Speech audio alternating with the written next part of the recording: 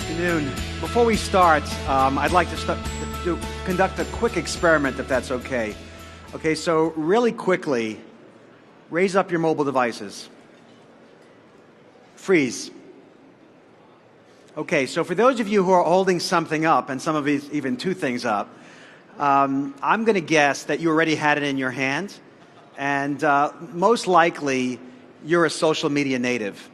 For those of you who are not holding up anything, my guess is you're either not a social media native or you were too busy tweeting to notice what I had to say. In either case, what I'd like you to do is be aware for the duration of this presentation of your predisposition towards social media. Because if you're underestimating the power, the pull, and the transformative nature and human interaction of social media, you're likely costing your company money. So not long ago, I attended the Israeli presidential conference called Facing Tomorrow, and one of the guest speakers was Dr. Ruth Westheimer, who first became famous in the mid-'80s after appearing several times on David Letterman, and went on to host several nationally syndicated successful radio and television shows. Commenting on a presentation titled "The New Media," it was really about the growth of social media. She said, "I'm getting more and more worried. When I want to have a relationship, I want to touch you." And as she said this, she grabbed the person next to her on stage to make her point. What she was referring to was her belief that relationships based on social media are a poor replacement for those established based on a personal preference. And even more, she argued that they were actually harmful and that social media encourages the participation in digital over the physical. Now, I was bothered by her comments, which I know are shared by many, likely some of you in the audience today. Sure, it's true that connecting digitally bypasses physical touch, but I contend that for social media natives, digital touch is touch. For them, the digital world is as real as the physical world, and relationships formed in the digital world are as real and trusting as relationships formed in the physical world. As business people, we need to understand that however foreign this might seem to us, social media natives are our customers. Coincidentally, this happens to be the topic of a new movie that just came out last month called Disconnect. Anybody see that? Okay, it's just out. But the movie is about people interacting through social media with dire consequences, of course. And once again, as an easy, misunderstood target, social media is made out to be the villain. Well, I disagree with the movie and Dr. Ruth. Social media natives live in a world where mobile devices are held at the ready and slept with. They're not viewed as these awkward appendages offering this dubious value at a monthly charge. They live in a world where the digital experience is the physical experience. I'm reminded of my 7-year-old nephew, who, when for the first time in his life, he actually saw a real physical deck of cards, he looked at it and said, "Wow, cool, just like on the computer."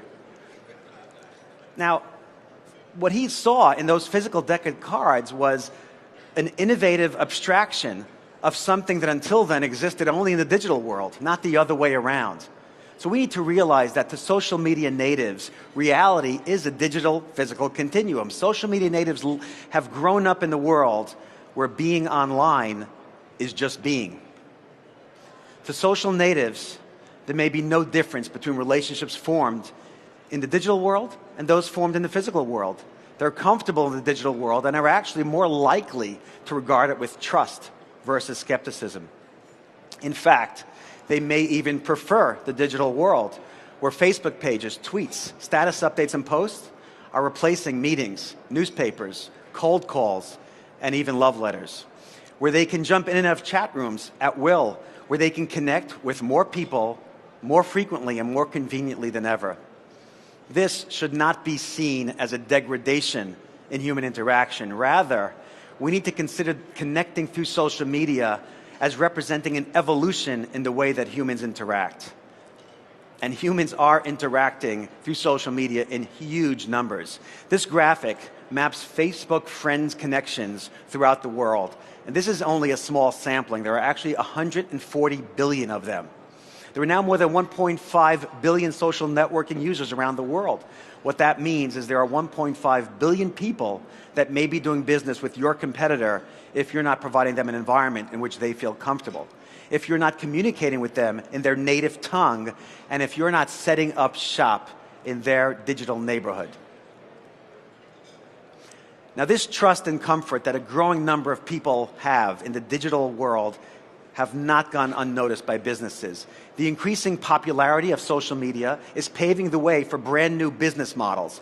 One fascinating new business model is the share economy, which is characterized by the sharing of assets, services, and influence. According to author Rachel Botsman, the currency of this new economy is trust. Social natives and social technologies have been the driving force behind this new economy because they help foster trust between absolute strangers. Trust is the basis of the many peer-to-peer marketplaces that have been funded by micropreneurs around the world. Social natives are extremely comfortable in these marketplaces because they trust in the power of community, where they can check online reviews, likes, and customer satisfaction scores, none of which they are able to do in the physical world. This opens up tremendous opportunities for consumers to experiment with brand new products and services from a wide range of new providers that they never would have looked at before. It also creates tremendous competition for traditional consumer businesses.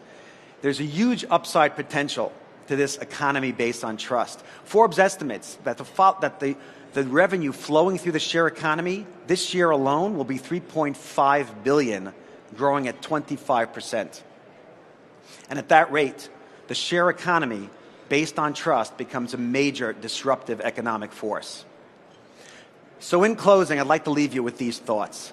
Social media natives view the digital world as providing an opportunity to build trusting relationships with individuals and businesses based on the power of community.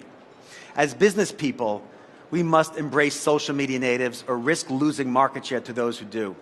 We need to make sure that we're doing business where social media natives are spending their time. We need to reject the fearmongers who suggest that social media will lead to the end of meaningful human interaction. Sure, all new innovations have the potential to be misused and exploited, but that doesn't mean we stop innovating. We must think about what our companies should be doing differently to build trust with social natives. We must think about the assets we can leverage within this trust-based share economy to disrupt the markets that we're in. We need to start caring about sharing. Social media natives have grown up in a world where being online is just being, and yes, Dr. Ruth, where digital touch is touch. Thank you very much for your time.